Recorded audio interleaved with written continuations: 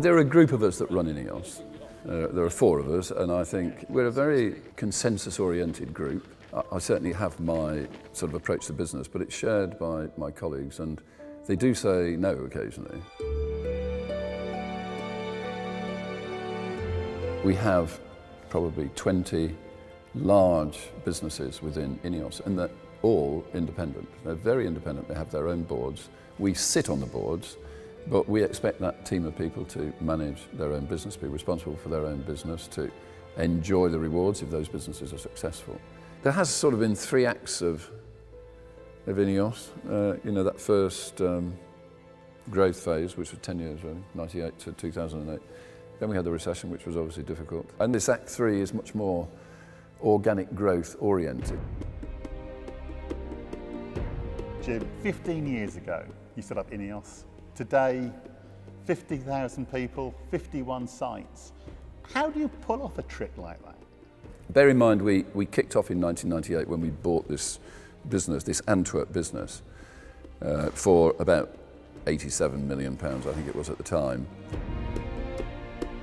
I became, if you like, an entrepreneur, which was at the age of 40. And you had to put every penny on the table that you owned. So if it was not successful, you were going to become destitute. We were very focused on buying good quality assets from blue chip chemical companies. So the parents were typically, a very high caliber organisation. So the calibre of the people was extremely high.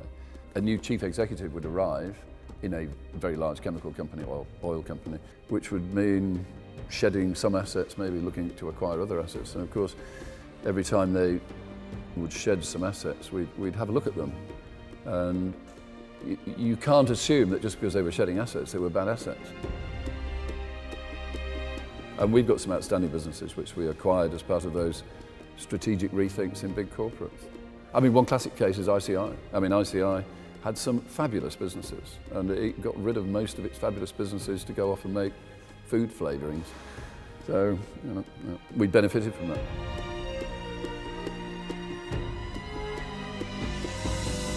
We'd had this BP Chemicals asset, which was called Innovine at the time, in our sites for a year or 2.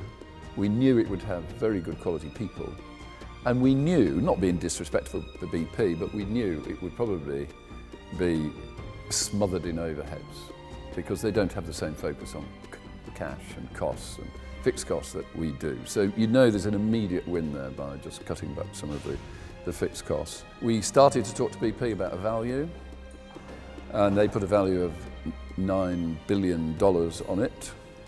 But we also, if we chose to pursue it, which we clearly did, we would have to refinance our existing debt. So $9 billion became €9 billion of a refi. So we then engaged with 3 banks, led really by Barclays, $3 billion of commitment each, with only 10 weeks to do due diligence, which was limited really. Normally you would spend at least a year doing due diligence on a business of that size, because that's an enormous business. And we got to September the 30th and we got a phone call from the CFO. We put our finance in place. We'd managed to get the banks there, which is extraordinary. You'd never do that today. Not $3 billion a pop. And they said, yes, off we go. And we signed something on the end of September, which was irrevocable. Did you not worry that you'd gambled the farm on this one? You have gambled somewhat, but you're only going to get one opportunity like that in your life. It was transformational for Ineos. It transformed us from being a very serious chemical entity in the world of chemicals around the world to being one of the very largest chemical businesses worldwide, and one of the giants of chemicals which we sort of remain today. Staff at Lehman's headquarters packing up and heading home after last-ditch talks to save the bank failed. You could see, as soon as Lehman's went down, that the lights were going out in the world, and you could see that Mercedes, BMW, all the washing machine companies, half of China, they shut down at Christmas and they didn't reopen.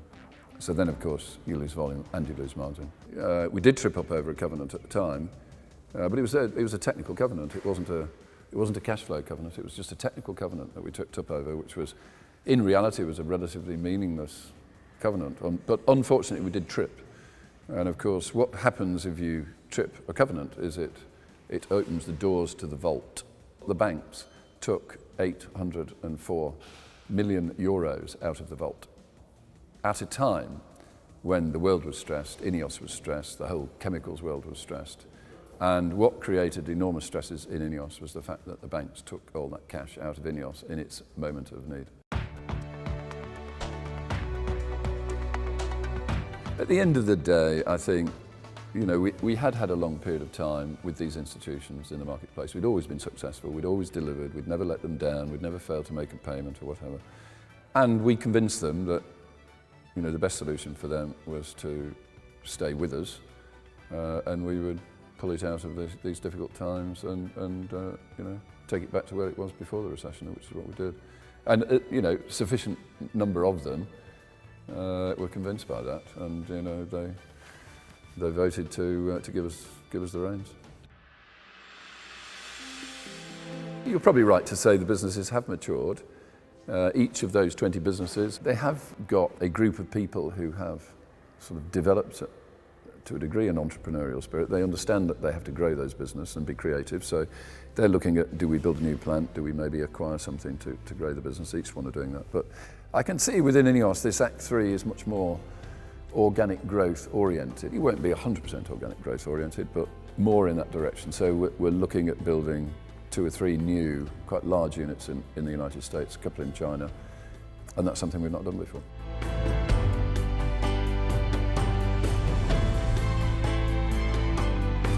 If I'm looking forward, an awful lot of our focus is going to be in the United States, where shale gas has just had this enormous impact because it provides not only cheap feedstocks, but cheap energy. Shale gas, some of the gases that come out of shale gas are the sort of fundamental feedstocks for the world of chemicals. And those feedstocks now in America are a quarter of the price they are in Europe. So, if you're running a gas cracker in America compared to a gas cracker here, it's just night and day, the difference in terms of profitability. So, that's a bit like a magnet for Ineos's capital investment.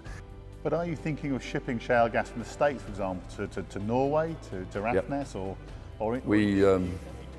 I think for some of these assets in Europe, it's the only way they can survive if we can bring some of the US economics across to Europe to feed these big assets that we've got over here.